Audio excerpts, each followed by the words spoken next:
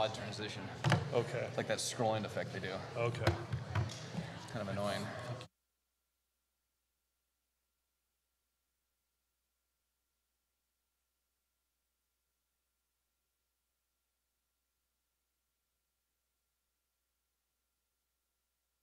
Opening prayer. I want to welcome everyone here tonight. We're going to sing 4 songs, but before our opening prayer, we're going to sing Hear Me When I Call, and then Barry will lead us in our first prayer. Hear me when I call.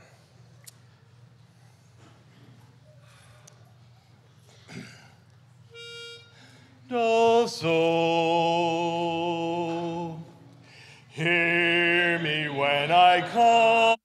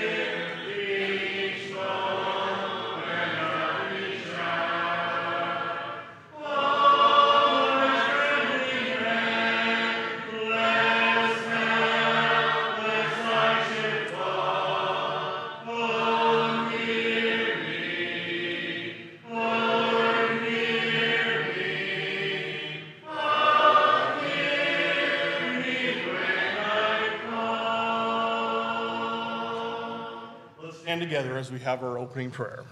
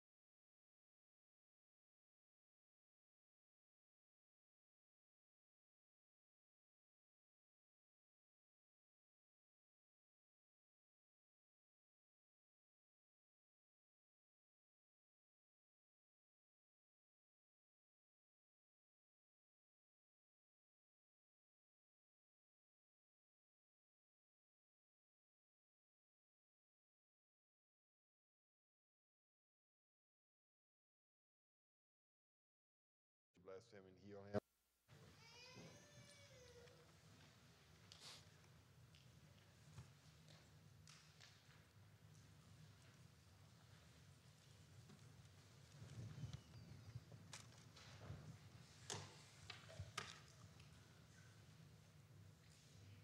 Is this on?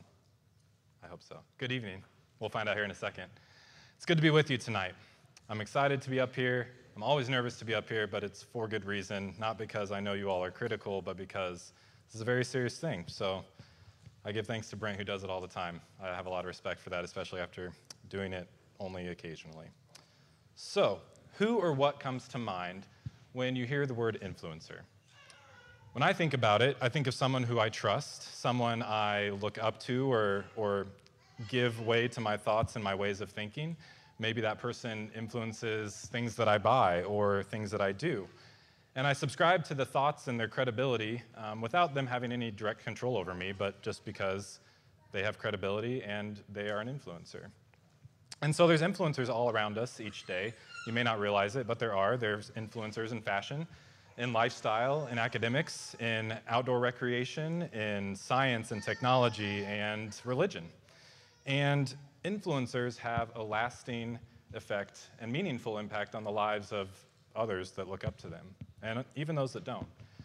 And most importantly, they have credibility, and they're known for what they believe in, for what they stand for what they seek after, and what they think about the subjects that they are credible in. And most importantly, in order to establish that credibility, they have to do things that back up what they say. And so there's some famous influencers around us each day. There's trailblazers like John Muir or Neil Armstrong, who is a Boilermaker, by the way. Some thought leaders like Martin Luther King Jr. and Gandhi. Some pop icons like Taylor Swift and Frank Sinatra. Some business titans like our neighbor Bill Gates or Walt Disney. And even influencers that cause us to pull all the junk out of our closets and throw our clothes on our bed and think about what brings us joy. Yes, there's influencers when it comes to how we fold our socks too, believe it or not. And so if you don't know who this is, just go to Netflix and look for something about clutter or something. Ask Michelle. It's a good show. But some less famous influencers, but no less impactful, are the people that are around us each day at work, our coworkers or our friends or our family, our spouses, our children. Blogs or news that you read, the people that write those are people influencing you, or people that are in media that you consume, those are influencers. And so as Christians, first we have to acknowledge that we are influenced every day. And we have to assess who is influencing us the most. Let's read 1 Corinthians 15:58. It says, "Therefore, my beloved brethren, be steadfast, immovable, always abounding in the work of the Lord, knowing that your toil is not in vain in the Lord." And so as Christians, we are to be steadfast, unmovable, and always giving our most to the work of the Lord, and we have to be on alert to what's influencing us. And so at this point, as we've talked about influencers, who considers themselves to be an influencer? Raise your hand. Okay, I see a few hands, that's good. Maybe that will change by the end of tonight, we'll see. But God calls us all to be influencers. He looks at each one of us and says, you are all influencers, and I'm going to tell you why tonight. So stop and think. We are all here today because someone influenced us spiritually, right? And so stop and think about someone who has, probably multiple people. Now that you have someone in mind, think about what caused them to want to do that. Think about how they did that, why they wanted to do that. And to take a step back, I wonder who else they influenced. You probably know some people who they influenced. It might have been friends or family members or people that you knew that they knew as well. And step back and think, well, who influenced them spiritually to give them the motivation to want to influence you? And now start thinking about yourself. Who will you influence? Who do you influence? Because we all are influencers.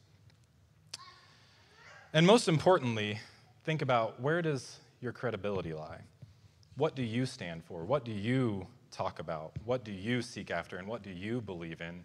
And most importantly, what do you do about that? So I ask again, who will you influence and what will you influence them to do? Because if I take an honest look at myself sometimes, where I spend most of my time is at work. And a lot of you are probably the same. And if we let that define us, if we let our home life define us, if we let our relationships define us, if we let anything other than our relationship with God define us, that will be where we tend to influence people. And if I look at myself, oftentimes it's not influencing people for Christ. So I hope tonight can be an encouragement to you as it has been to me preparing for tonight. So remember when I said we are all influencers? That's not just my opinion. That's actually God's expectation of us as Christians. And that brings us to the focus of tonight's lesson, which is salt and light. And so our anchor will be the Sermon on the Mount tonight, a portion of that. See what I did there, Brent? Anchor. If you didn't hear this morning's lesson, you should go listen to it. It was about anchors. Read Matthew 5:13 through 16 with me. I'll give you a second to turn there. This is where we will kind of root our lesson for this evening. Matthew 5:13 through 16. Verse 13 says, "You are the salt of the earth, but if the salt has become tasteless, how can it be made salty again? It is no longer good for anything except to be thrown underfoot by men. You are the light of the world. A city set on a hill cannot be hidden. Nor does anyone light a lamp and put it under a basket, but on the lampstand, and it gives light to all who are in the house. Let your light shine before men in such a way that they may see your good works and glorify your Father who is in heaven." So Jesus says, we are salt and we are light. This isn't a hypothetical that we can't achieve. It is achievable. And so we may not be there yet. We may not be the type of salt and the type of light that God wants us to be quite yet, and there's always room to grow. But he says we are salt and we are light. So let's first talk about salt. In the context of this text, there are two kinds of salt: useful salt and useless salt. It's pretty binary, it's pretty simple. And salt was really valuable, especially in the time that Jesus was speaking to these people, because if you think about it, they would go and hunt, they would have animals, and they would be eating them, right? And so they didn't have refrigerators, they didn't have ice, they didn't have other ways to preserve things. Salt was that primary way. And so just think about if you've been out hunting during the day. I don't know anything about this. I grew up in the city. But you come back and you have whatever you killed that day, and you can't eat all of it probably, and so you have to preserve it. And just think if you didn't have salt, that wouldn't be a very pretty picture. And I almost put a picture of rotting meat up on the screen, but I thought that might not be very tasteful. So just picture that in your mind. Bugs start to come, and decay starts to happen, and vultures and animals come to take it, and it's not appetizing. It's not what we want to think about. But let's flip that analogy on ourselves and say, what as salt are we to preserve? And I'd like to propose that as salt, we are here to preserve Christianity. And why? To prevent the decay of the lives of the people around us that don't know Jesus. I'll say that again. As salt, we must preserve Christianity and use our influence to prevent the decay of the lives around us who don't know Jesus. And there are a lot of people around us that don't know Jesus. And so as salt, we have to think about ourselves differently. Let's read 1 Thessalonians chapter 1, verses 6 through 8. 1 Thessalonians 1, 6 through 8. You also became imitators of us and of the Lord, having received the word in much tribulation with joy of the Holy Spirit, so that you became an example to all the believers in Macedonia and Achaia. For the word of the Lord has sounded forth from you, not only in Macedonia and Achaia, but also in every place. Your faith toward God has gone forth, so that we have no need to say anything. Man, if Paul were writing to us as a church, would he say that about us? Would he say that about me? Would he say that we're becoming an example? Would he say that the word of the Lord is sounding forth from us, not only here, but everywhere we go? I hope so, because that's what we're expected to be as salt. They were spreading the gospel everywhere they went. Paul basically says, you're putting me out of the job, and that's quite a commendation. And we need to think about if that can be said of us. And so back to Matthew. What does it mean if we lose our saltiness? Because if you think about it, salt is a pretty stable substance, stable element, right? Can't get it wet, otherwise it dissolves. But other than that, it's pretty stable. But frankly, when I think about it, of myself as salt, sometimes I'm not quite as stable. So maybe we could word it as, if we claim to follow Jesus but aren't functioning as salt in society, then I'm an imposter. I'm not preserving Christianity and using my influence to prevent the decay of the lives of the people in my life that don't know Jesus. And so what does an example of losing our saltiness look like? You know, we all interact with so many people each day. Like I said earlier, a lot of us go to work each day. We have people in our communities and our neighborhoods that we spend time with, that we get to know. Maybe they're, any number of places where you interact with people, and there's a large number, right? But then there's also that small core of people that you spend more time with. Whether it's by choice or by circumstance, there is that smaller group. And so as we talk to these people and get to know them, those relationships start out kind of surface level. You talk about the weather, and you talk about your kids, and you talk about, nothing too deep. But once you start to get to know them and spend more time with them, you start digging a little deeper. And we naturally talk about the things that are most important to us in these conversations. It's not something we have to try to do, it's just something that happens. And so I would venture to guess that most of us here tonight know Jesus. We depend on him. We look to him as our Savior. He gave us salvation. We believe in his resurrection, and we truly live with him in our lives. And if he doesn't show up in those deeper conversations, why?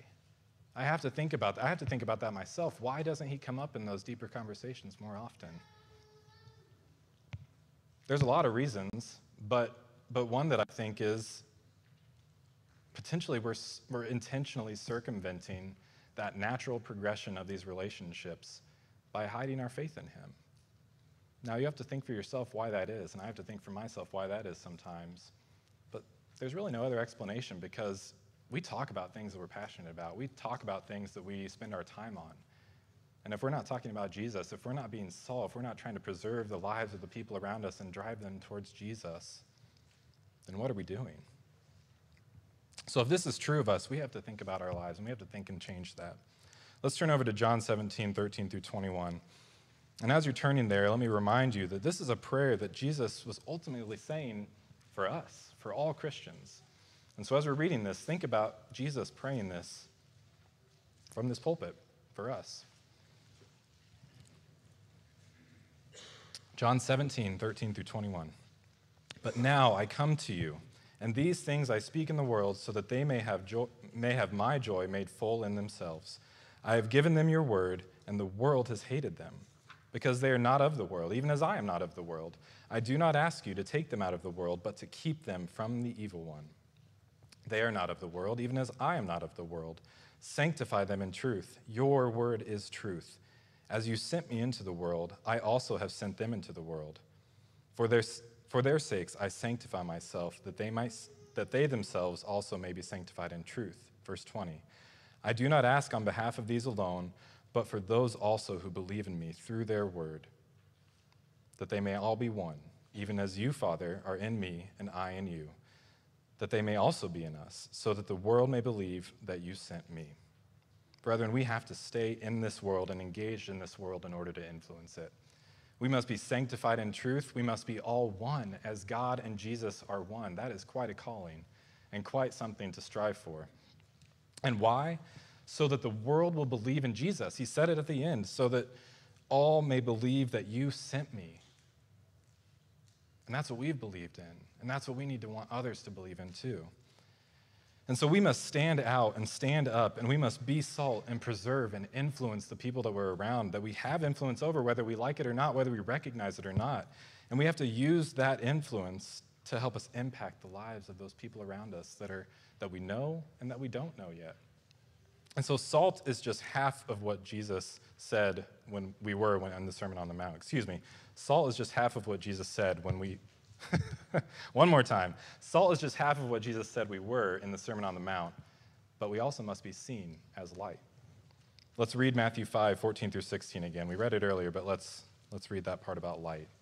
You are the light of the world. A city set on a hill cannot be hidden, nor does anyone light a lamp and put it under a basket, but on the lampstand, and it gives light to all who are in the house. Let your light shine before men in such a way that they may see your good works and glorify your Father who is in heaven. Again, Jesus says we are the light of the world. And so what kind of light are you? Are you a harsh, blinding light? Am I? Am I a dim light, or a light that goes on again and off again, kind of depending on what's going on around me? Or am I a warm and inviting light? Am I sunlight that we all enjoyed this past week that draws people out and attracts them to us, attracts them ultimately to God and to Jesus? And so what did Jesus see when he looked out at the people he was giving this Sermon on the Mount to? Did he see a group of perfect candles, perfect lights that he was saying, you are light? Did he see this even flame from everybody? No, he looked out and he saw all kinds of lights. He saw a group of normal and ragged and imperfect people, and he saw us. And so to be light, we must be seen by others, obviously.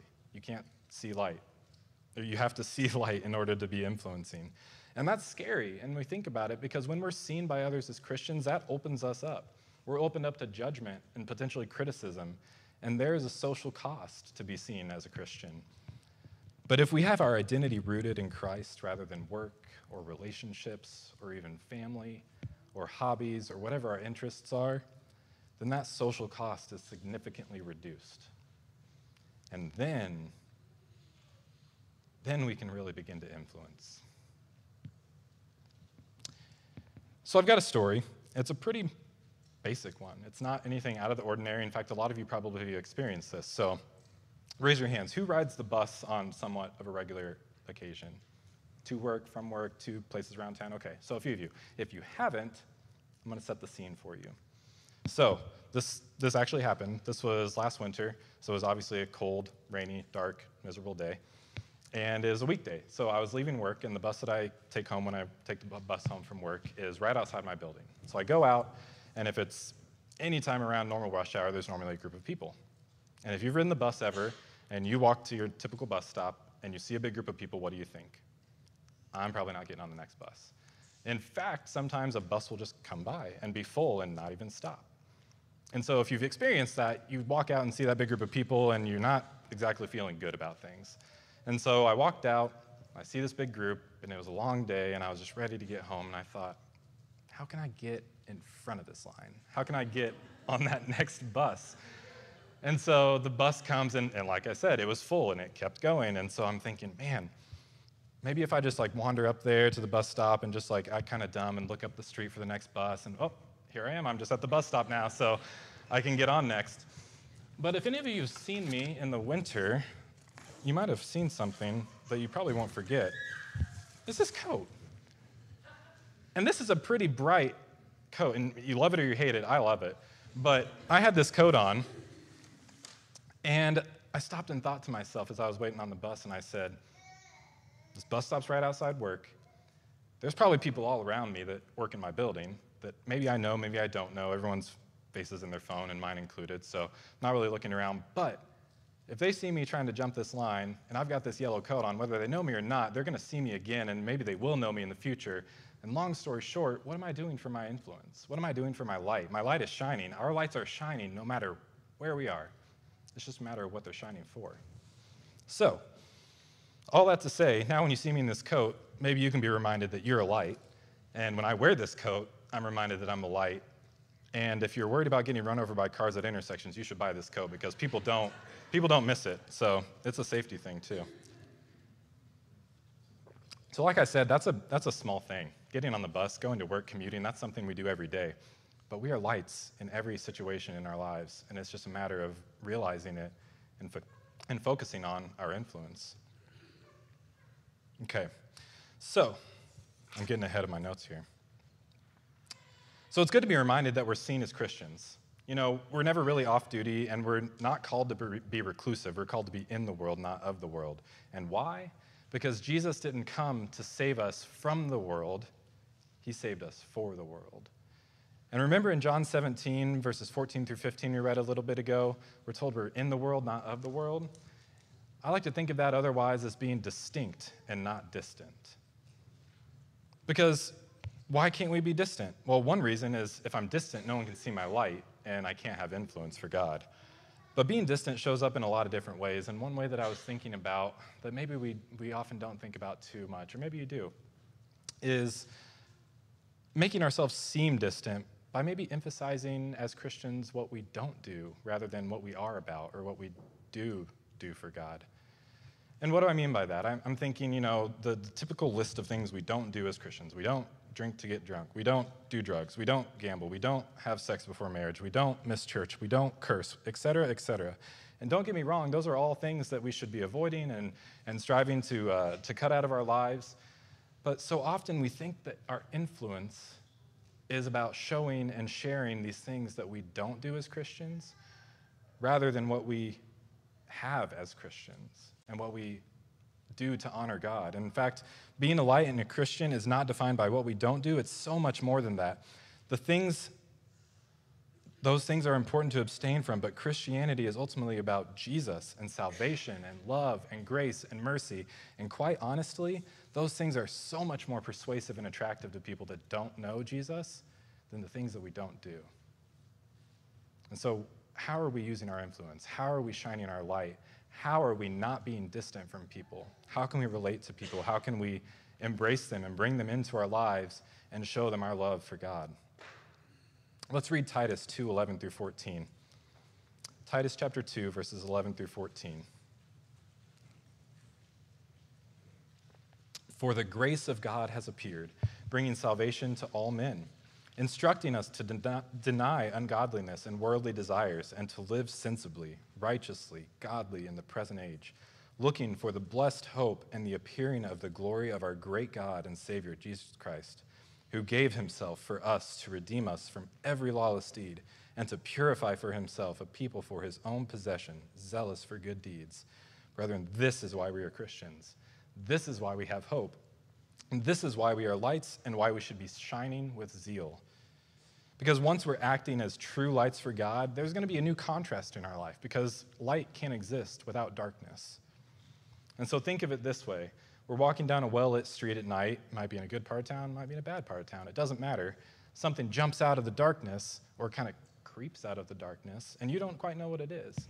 And you think, I need to defend myself. I need to keep that thing away from me. I don't know what it is yet, but I'm on alert. I'm keeping myself away from it.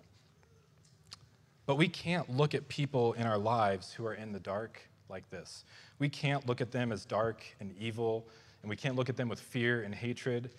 They just need Jesus, just like we do, just like we did before we were Christians, and just like we do now. Let's read 1 Peter 2, verses 9 through 10. But you are a chosen race, a royal priesthood, a holy nation, a people for God's own possession. And what are we to do? So that you may proclaim the excellencies of him who has called you out of darkness into his marvelous light. And he doesn't stop there. Verse 10 says, for you once were not a people, but now you are the people of God, and you have not received mercy. You had not received mercy, but now you have received mercy. And we have to remember that we were once in darkness too, and then we were called out of darkness. And we are the light that can help others find God's light. And we just have to remember that. It's not complicated, but it is hard. I'm not denying that. It is hard. In Matthew 5:16, it said, let your light shine before others. And this doesn't mean just knowing the truth. It means being the truth. It means showing it. It means speaking up. It means doing it, living it, proclaiming it, and just being the truth to spread God's light. And so how do we show our light? What are the works that we can do to be light? Well, if we had time tonight, we could continue to read the whole Sermon on the Mount and study that, and that would be great. But we don't. So I'm going to highlight a few things. So in Matthew 5:39, we're told to turn the other cheek. In verse 41, we're told to go the extra mile. Later on, we're told to practice tenacious forgiveness and be devoted to our spouses and actually love our enemies. And Jesus showed us all of these things. He didn't just teach them, he showed them. And can we rise to the occasion to show them as well? He says we can. And Jesus came to turn the lights on, and those who are his can too. And so before we wrap up tonight, I'd like to give the invitation tonight. Oftentimes we say at the end of our lessons, if you need anything, if you need prayers, if you need to ask for forgiveness or help or whatever it might be, to come forward, and that is always an open invitation. In fact, you can do it right now. Don't wait for me to be done. But also, maybe you don't feel like doing that. Maybe you just need to answer honestly when someone asks you after worship, hey, how are you doing? Because oftentimes we just say, I'm fine, and move on, go home, start the week. So maybe all it is a truthful answer when someone says, hey, how are you doing? Share that struggle, share that problem that you need help with. Because we all want to help. We're all here. We all love each other. We love God. And there's nothing that we can't help each other through. And God calls us to be one, just as he and Jesus are one. And so in summary tonight, at the beginning of the lesson, I asked who thought of themselves as influencers. Raise your hand now if you think you're an influencer. Excellent. I hope by now that we all realize and accept that we are, but the tough part comes now. Now we know, but now the tough part comes. When I have to look introspectively at myself and ask, where does my credibility lie? What do I stand for? What do I speak about each day? What do I seek after, and what do I do about it? Does my credibility align with what I'm saying? Do my actions align with what I'm saying? So am I influencing others for Christ? Or am I using my influence for things that are far less important? Jesus said we are salt and we are light. So let's choose to rise to the occasion and rise to what he calls us to be as we stand and sing.